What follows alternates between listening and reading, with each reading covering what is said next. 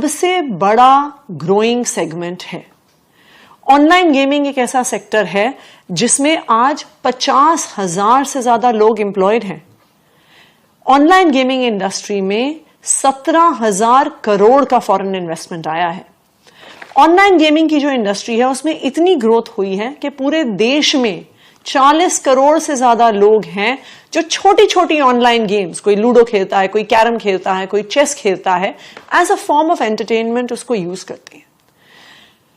Online gaming को एक sunrise sector Indian startup sector का माना जाता है, लेकिन जीएसटी काउंसिल ने रिसेंटली डिसीजन लिया अपनी 50th काउंसिल मीटिंग में, 51st काउंसिल मीटिंग में उसको रेटिफाई किया और ऑनलाइन गेमिंग सेक्टर पर 28% जीएसटी लगा दिया। ये हाईएस्ट टैक्स ब्रैकेट है जीएसटी में। दिल्ली ने इसका विरोध भी किया।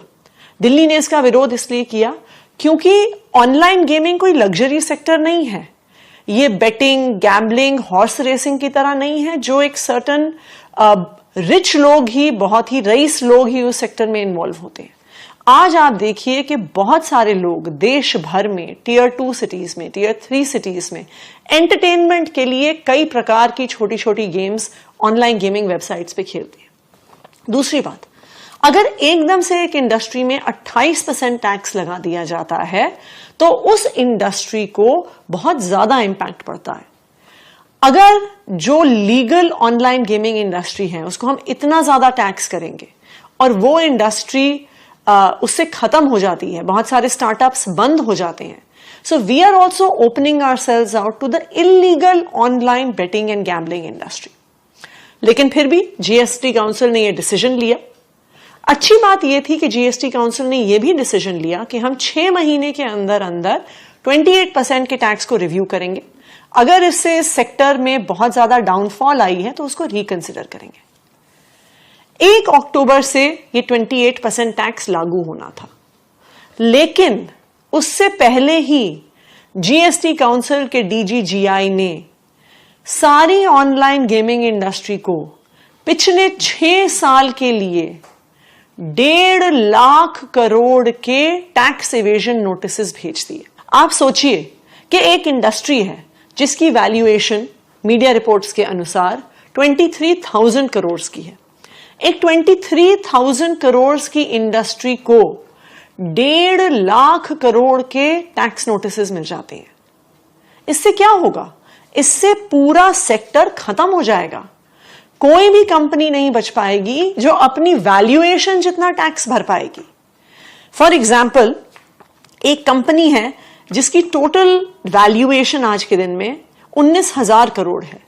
एक 19,000 करोड़ की कंपनी को 10,000 करोड़ का नोटिस आया हुआ है। ऑब्वियसली वो कंपनी ये टैक्स नहीं भर सकती। इसका नतीजा क्या होगा? इसका नतीजा ये होगा कि ये कंपनियां टैक्स नहीं भर पाएंगी। ये टैक्स भरने के लिए ये कंपनियां बंद हो जाएंगी। अगर ये कंपनियां बंद हो गई तो जो 50,000 से ज्यादा यंग लोग, प्रोग्रामर्स इस कंपनीज में काम कर रहे हैं, वो बेरोजगार हो जाएंगे। दूसरी बात, इस पूरे सेक्टर में जो आगे बढ़ के एम्प्लॉयमेंट देने का पोटेंशियल है वो खत्म हो जाएगा।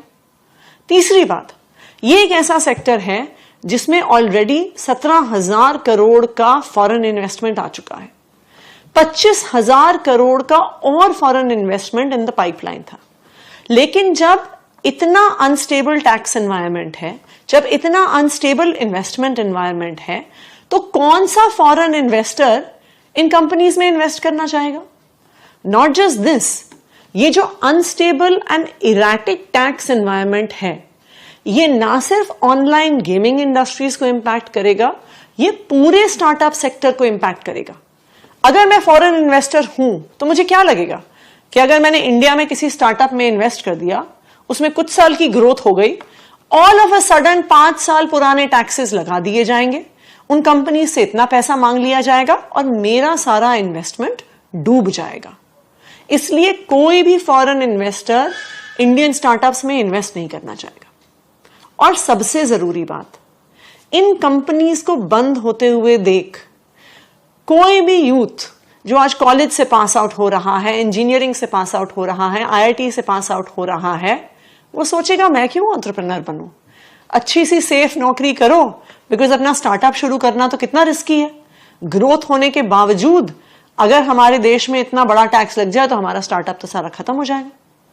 अगर हमारे देश का यूथ स्टार्टअप्स करने से डरने लग जाएगा तो हमारे देश का अगला फ्लिपकार्ट कहां से आएगा, हमारा अगला पेटीएम कहां से आएगा, हमारा अगला जोमैटो कहां से आएगा, हमारा अगला ओयो कहां से आएगा, हमारा अगला भारत पे कहां से आएगा। इसलिए यह बहुत जरूरी है कि इस तरह के नोटिसेस को जो ऑनलाइन गेमिंग इंडस्ट्री को खत्म करना चाहते हैं, इनको विड्रॉ किया जाए।